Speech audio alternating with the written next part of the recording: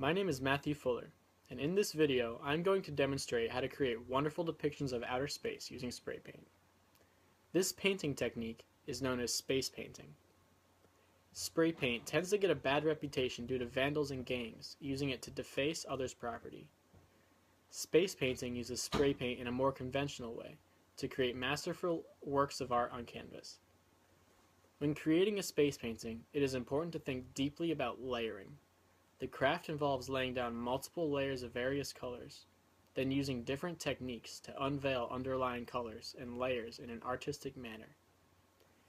In order to get started, you will need two primary materials, spray paint and a canvas. When choosing spray paint, it is important to make sure that you acquire paint with a gloss finish, as opposed to a matte or a flat finish.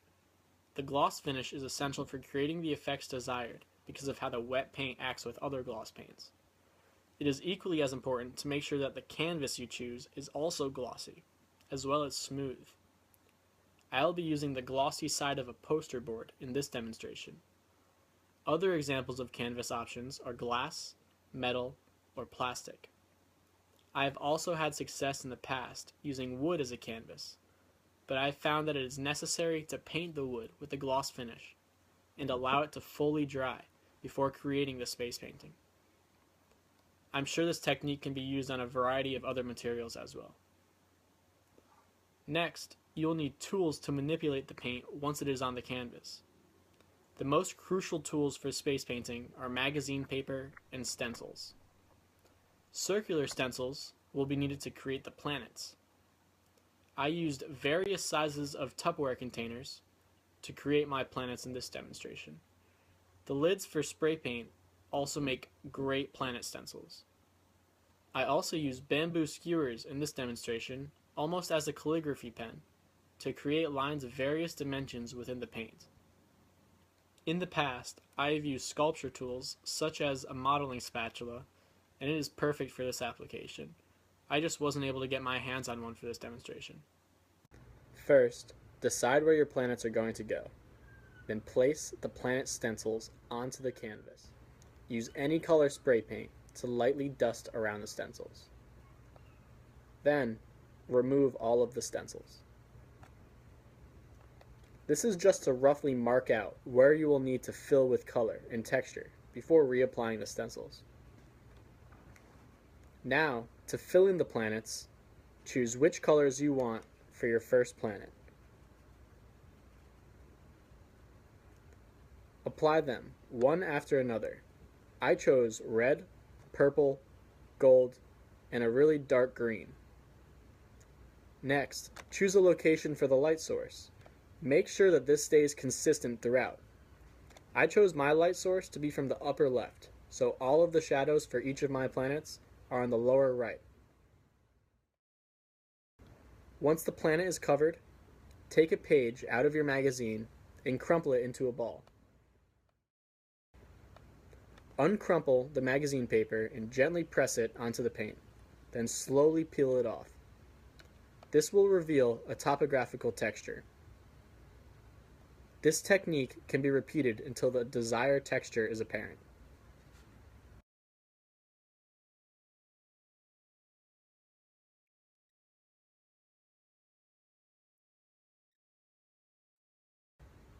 Next, take black spray paint and add your shadows. Once the shadows are added, gently place the planet stencils on top of the textured paint and move on to the next planets. I chose to use more reds on the left side of my painting and more blues on the right side of my painting.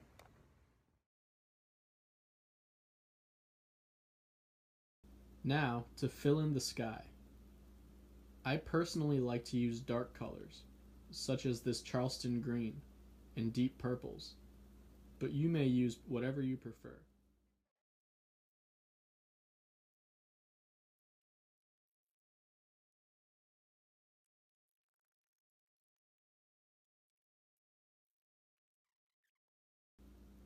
After the colors are added, I added more black to give my sky a darker vibe. It is important to use fluid motions when using spray paint. Never hold the can in one place for longer than a second. or undesired puddling will occur. Now, stars are added. This technique can be achieved by very slightly pressing down the nozzle of the white spray paint can. It causes the paint to spritz out rather than the usual mist, and the results are speckles of white paint, resembling stars.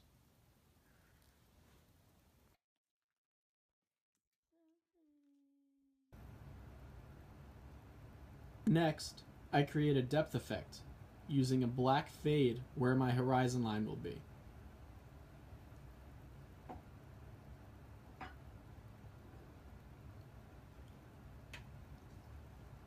Here, a city skyline is added.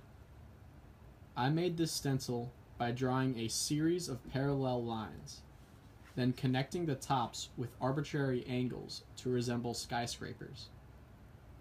Then I cut the lines out with a box cutter. Once the skyline is laid out, highlights are added to resemble light pollution around the city. Next, a body of water is created in front of the skyline.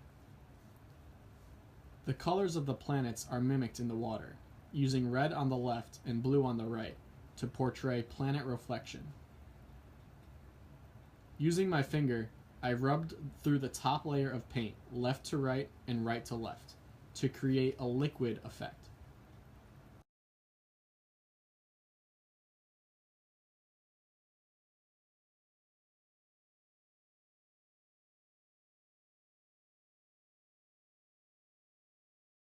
It is suggested to wear latex gloves for this procedure, as it is difficult to scrub off your hands afterwards.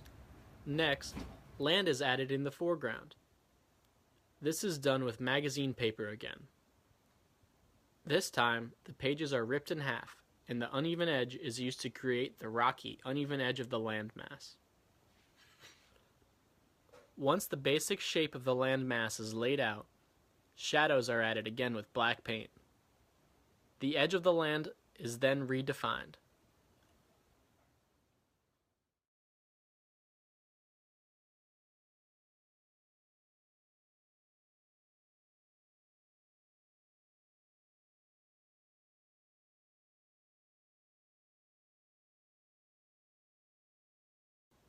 On the right side of the painting, a tree is created using the bamboo skewer. The tip of the skewer is used for the thin branches, and the side of the skewer is used for the trunk and the thicker branches. In this painting, the tree is meant to be very subtle due to the low contrast between the black and the underlying blue. If a more noticeable tree is desired, then a brighter undercoat can be used. Lastly, star details are added. A comet is created by folding a poster board and using it to outline the comet's trail. Spraying the white paint onto the poster board, allowing just the residual spray to contact the canvas, will create the desired effect. Be careful not to allow paint drips from the poster board onto the canvas. A similar technique is used to create a bright star.